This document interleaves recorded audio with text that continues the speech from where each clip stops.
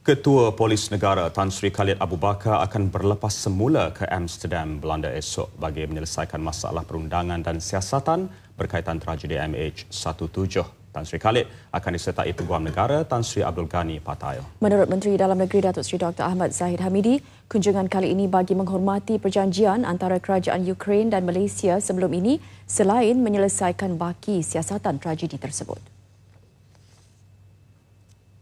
Dalam perjanjian itu, kita akan digunakan untuk menghantar hingga ke 90 orang pegawai dan anggota siasatan yang akan melakukan siasatan di tempat kejadian berkenaan. Dan kita amat komited untuk membantu siasatan ini. Selepas Parlimen Ukraine telah mengesahkan perjanjian yang ditandatangani dengan Malaysia itu sama dengan perjanjian yang ditandatangani dengan Belanda dan Australia. Ia memperlihatkan bahawa tiga negara telah diiktiraf Ukraine dalam urusan siasatan nahas MH17. Pasukan siasatan negara juga akan berada di Ukraine semula selepas kejahatan senjata antara tentera Ukraine dan pihak pemisah. Datuk Seri Dr. Ahmad Zahid ditemui media selepas Majlis Perhimpunan Bulanan Kementerian di Putrajaya. Dan bagi mengikuti perkembangan urusan pengurusan jenazah mangsa nahas di Belanda, seperti biasa kita bersama rakan penyampai ataupun wartawan yang bertugas di Belanda sekian lama, Ivan To di sana. Baik, mungkin Ivan boleh kongsikan berita dari sana? Baik, terima kasih Shikin dan juga Hidayat di Angkasa Puri. Saya akan cuba mendapatkan pandangan dan juga perincian daripada pihak MAS tentang jadual penghantaran pulang mayat-mayat warga Malaysia ini. Sama ada menggunakan penerbangan komersial ataupun penerbangan awam ataupun penerbangan khas nanti, tentang bilakah tarikh yang sebenarnya seperti yang telah pun diumumkan. Kita tahu pada 22 akan tiba di Malaysia dan dijadualkan pada 21 Ogos akan bermula penerbangan pulang ke tanah air nanti. Dan sementara itu, ya, beberapa waris keluarga mangsa yang telah pun dikenal pasti ini saya difahamkan sudah pun berada di Belanda dan diselaraskan oleh pihak MAS. Apapun kami disarankan supaya tidak menjalankan penggambaran ataupun melakukan sebarang temu bual bersama dengan waris keluarga ini bagi menghormati prinsip bahawa untuk tidak mendedahkan identiti mayat mangsa yang telah pun dikenal pasti.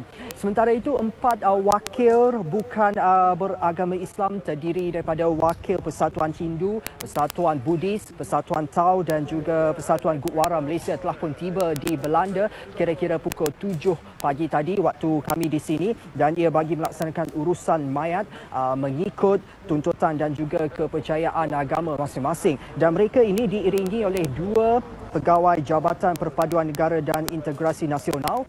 Sementara itu, bagi mayat yang beragama Kristian pula akan diuruskan oleh Majlis Gereja Belanda dengan kerjasama Persekutuan Kristian Malaysia. Dan upacara doa juga saya difahamkan akan bermula esok dan dilaksanakan serta akan disertai oleh persatuan-persatuan agama setempat yang pada awalnya sudah pun menyatakan kesediaan untuk turut serta dalam upacara itu.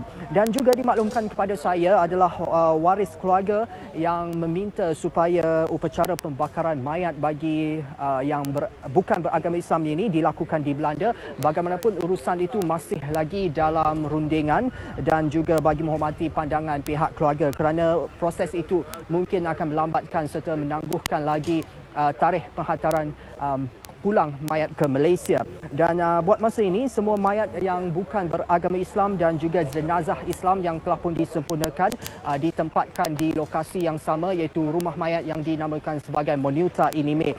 Sekali lagi saya tegaskan, 16 mayat yang dikenal pasti, 6 adalah beragama Islam dan bakinya 10 bukan beragama Islam.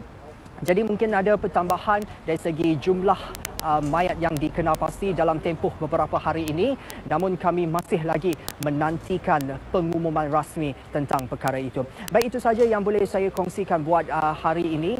Melaporkan dari The Hague, Belanda, saya Ivan To bersama dengan juru kamera Syariful Anwar Aha. Kita kembali bersama Hidayat dan juga Shikin untuk meneruskan berita nasional.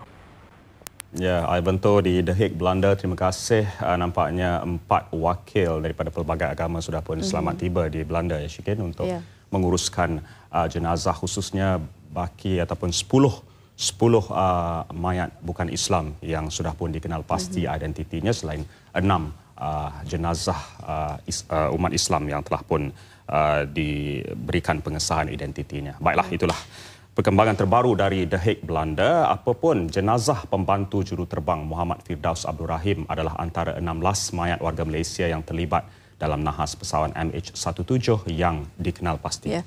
Dan bapa saudara Muhammad Firdaus, Azman Ibrahim, berkata MAS memaklumkan perkembangan itu kepada ibu dan kakak mangsa yang menetap di Shah Alam. Dalam pada itu, Muhammad Ali Muhammad Salim, 30 tahun, iaitu bapa kepada mangsa nahas Muhammad Salim Sarmon, tidak sabar menanti kepulangan jenazah untuk disempurnakan. Muhammad Salim ketika ditemui di rumahnya di Kampung Jayor, Pagoh, Johor, bersyukur dan lega dengan keputusan itu.